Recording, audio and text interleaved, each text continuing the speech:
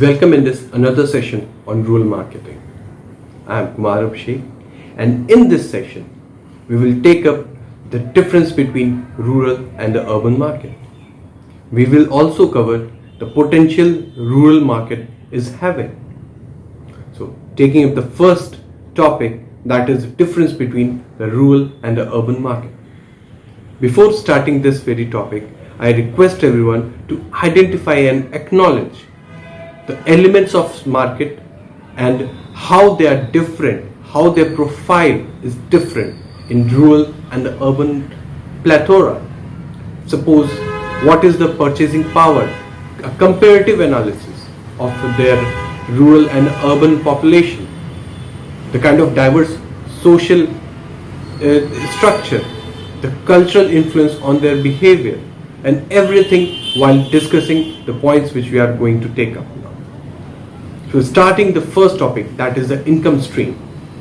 If we see that the kind of livelihood is there on rural India, they are more seasonal, they are more risk oriented, they do not have a regular salary kind of thing. Even the assurance, the kind of like the savings and the in other financial security which we have in urban India, the rural India do not have that kind of facility. So there is a difference. Like the farming is one of the risky livelihood, one of the most uncertain kind of activity. So we must understand that how these things are influencing that urban and rural market difference here. Then comes the second point, that is infrastructure. If we see that how the rural environment is different from urban, the kind of connectivity, the road, the quality of road, even if there is a road, then these roads are not functional throughout the year. During the monsoons or during some particular reasons, maybe those roads are not accessible. Same with the electricity, same with the education and the hospitals. All these things are bringing great influence on the market, because these institutions are not only providing demands in these markets but also assuring other elements. If suppose the hospital is there, the people will have a better life because they do not have much expenses on the health, or even if they face any illness, they need medicines, there will be a medicine shop nearby. So every activity has an ecosystem around it. So as the hospital comes up, there will be medicine shop, there will be other activities, there will be pathology labs, the same with the school, the same with many other things. And even the road, connectivity, accessibility to the district headquarter or nearby big market brings a lot more influence on it. Then comes the third part, that is the lifestyle. The kind of lifestyle we see in urban area is more structured. It is more related to what exactly we are doing. It is also somehow somewhere connected with our cultural and social activity or interaction. But in case of rural India, lifestyle is very different. They do not have very structured kind of way, because they have their own perennial activity. They do in some month they do agriculture, in some month they do some other alternate livelihood they have. So their lifestyle is different. Maybe in some month they will get a better income, whereas in other month they do not have. So their lifestyle also changes. So based on all the three, we can see even the context, which is the fourth point. The context of a individual in the market is also very different, because all these elements are somehow somewhere like either they are temporal in nature, or some elements are lacking, something which brings this very difference very much prominent. Then comes the fifth one, that is socio-cultural background. If we see the value proposition which they are having is very different from the urban one. They still have a lot more influence from the society, from the culture, and they are very close to those things. And they have the social and cultural elements play important role into their life. Whereas in urban setup, we see that we are more have individualistic kind of lifestyle. We make decisions according to ourselves, according to our need, according to our perception. But in urban, it is something like that. But as compared to the rural, we have very different. But in rural, they have more related to their social norms, related to their cultural values, and all those elements are bringing great influence on the market. Then comes the next point, which is accessibility. As the infrastructure is limited and the society is also very different. So accessibility also a very important element, because there are issues related to logistics, and their society is very much heterogeneous. Unlike city, where we are staying together in some colony or residential welfare association kind of rural setup, we have a vertical development. But in village, we can see the hamlets, which may not be possibly very much proximity of each other, which also brings a lot more difference. If the more close people are staying there, proximity in which they are staying, the possibility of market in that area is also high. Whereas if we go to the hilly area, where the logistic is an issue, where the society is even more heterogeneous, the accessibility index fall. Same way, if we are staying in a plain where the logistics is not a big thing and we have good connectivity, even the heterogeneous society will have a better access. Then comes the next part, that is nature of competition. The nature of competition in rural area is different from what we see in urban area. In rural area, those cottage industries or small house business houses, or even if we see the sweet shop or the carpenter or the electricity shop, they do not have much of competition. They have very different kind of business approach to stay in that area, because their culture is also different and their society also brings some very different kind of angle to this competition. Whereas in urban setup, the competition is very harsh and the competition index is even higher. So even they, in rural area, they have some kind of coexistence kind of attitude in the competition. That's why the competition also defines many of the things, because the competition defines your pricing strategy, your promotional strategy, your other influence on the other aspects of marketing. And that's why even if the competition is different, the pricing, the promotion and the 4 P's which we discussed earlier will also vary, and so will their strategies. Then comes the last part, that is consumers' behavior. Every product has its own utility in our life. Few years back, the smartphone was a luxurious item for many. For business people who were having a big business house and had a lot more activities to be done, smartphone was a necessity. Nowadays, smartphone is necessity for the middle class and even for the people who are staying in rural India. So that shows how the behavior is changing as per the need, how the consumers are taking the product. Even in one particular context, the behavior can change. If a person is having a better disposable income, his angle or his attitude towards the same product will change. If we see that even the cultural and the social element also influence the behavior. So all these points what we discussed till now makes the urban and the rural market very different in their own way. And to define our strategy as according to either urban or rural market, we have to identify all these factors. We have seen SWOT and pestle analysis earlier. We can bring those analysis in context of these heads and can see that what exactly the difference is. Suppose I am working in rural India. If I was having a better clientele in rural India, but I want to go to the urban India as well. So we have to see that what exact changes are needed to bring all these changes. How we can extend the our product into the other market. So all these analysis has to be done before we enter into some new domain. Now we'll come to the second part, that is the potential of rural market. But here we'll see that the rural market, not only for the urban market to go into the rural market, but we'll also see what rural market is for urban counterpart, how they are also serving as a purpose, as a market for their urban buyers.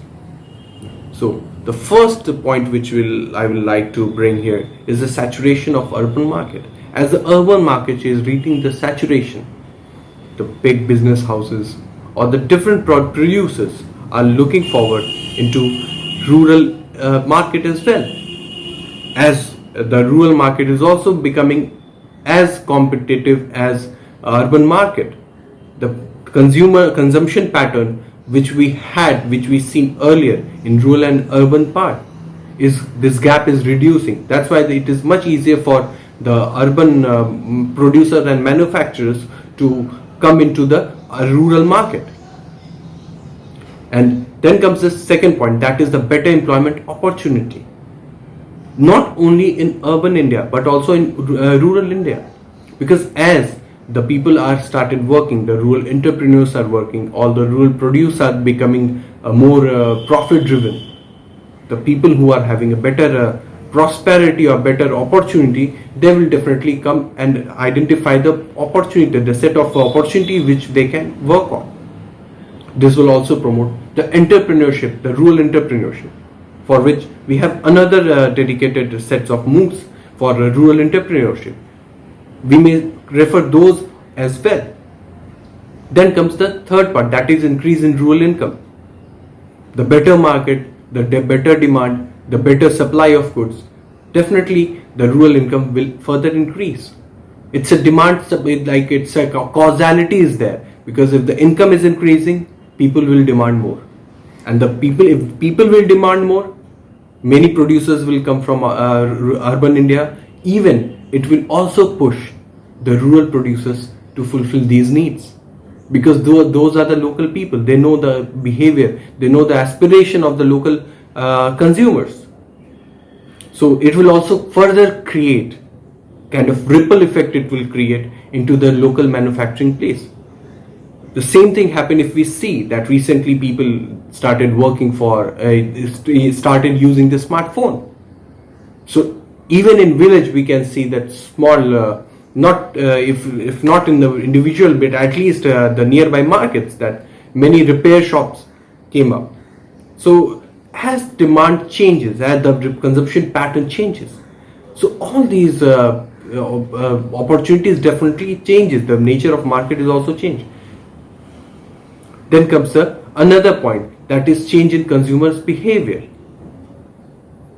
As they were earlier more related to their own local item, now the technology intervention and other things change their behavior. Now they are looking into a commodity from a very different angle. Their aspiration is different, their fashion, their approach is different. So which brought this change in behavior.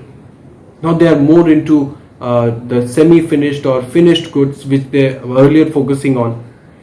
So all these things are bringing more opportunities for new entrepreneurs. Then comes another point, that is favorable government policies. These policies encourage rural development. If suppose I am a poor person, I am vulnerable to disease, then my majority of my income will go into medicine. If suppose some government intervention is improving the health index of that village, then I'll have a better saving, I'll have better return on my income, I will really enjoy my income, and my expense on health will reduce. It will increase my happiness also. Even earlier if I was working 4 hours because of illness, I'll work 6 to 8 hours. So it will have multiple benefits. Same with education. If government intervention is for free education, quality, good education, my expense will definitely go for quality. I will put more money for the quality of education rather than the quantity which I have seen earlier. So all these government interventions are really working as a catalyst for rural market. The APMC Act, the ENAM, E-Chopal, all these things are enabling, strengthening the local rural market. The demand supply gap is really coming to a better match, which was the earlier. Better information, all those things which are enabled due to government policy are bringing such changes. And the next point is infrastructure. As the roads are coming up, the better infrastructure, the connectivity is improving, people's movement for their employment is improving. People are covering larger distance for a better employability, better return on their work. That's all. Even the employers also getting to the place where they get better labor or better other facilities which are needed for their manufacturing. So the gap which was there earlier is improving as the roads are coming up, as the services which were deprived in rural area, this gap is building up. Now people won't have to cover a longer distance for health facility or something.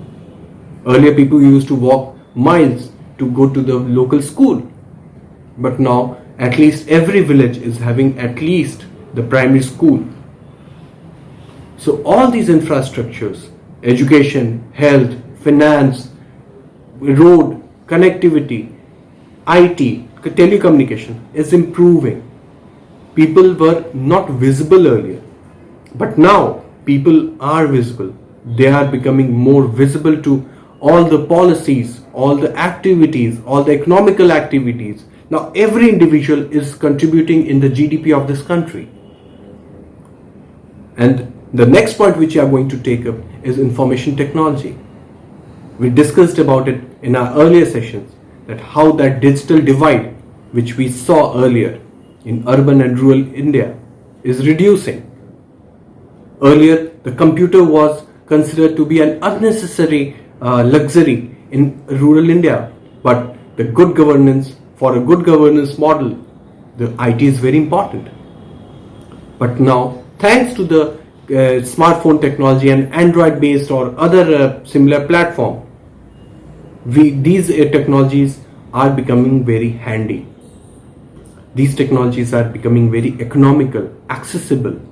And if we see the 4A model, which we discussed earlier, we can see how these things are even more coming too much to our accessibility, affordability, and why these 4As are working in that way. We can have we can think about it, that how 4As are coming so easy for us for information technology, and why these real-time data and this transparency element in terms of political, economical, social, or any other policy-driven activities also, how these are things are working as a ripple, creating a ripple effect in many of the things.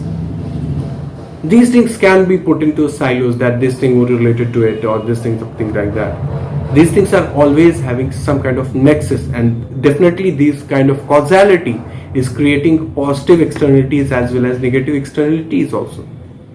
And the last point is the financial institutions. Earlier, we were highly dependent on bank services, and the bank services were also having a high setup cost. And as these rural markets were not much profit driven, even the private banks were looking into these markets as an unnecessary burden.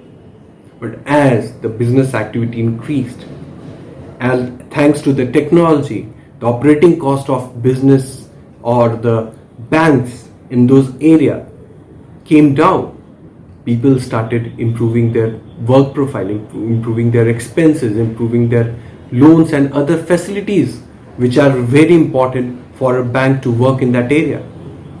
Also the government interventions such as farmer credit, and all those activities, farmer insurance, all those things coming very handy for banks to operate in that area. And further, the technological intervention through apps or online platform, even if the fintech, financial technology, these things becoming even more economical to operate. The services which were considered a very expensive thing is also reducing. People are using more automated kind of services now. Those services which were considered very important, even now they are becoming automated. So the operational cost of those activities, business activities, has gone down. Now the banks are looking into other activities which are adding value to the rural customers. So in this session we have seen 2 points. The first point is the rural-urban divide. What is the rural and urban market definition and differences are there? What are the elements differentiating both of them? And the second point, potential the rural market is having. I hope our session is bringing more insights, more clear vision to our participants. Thank you.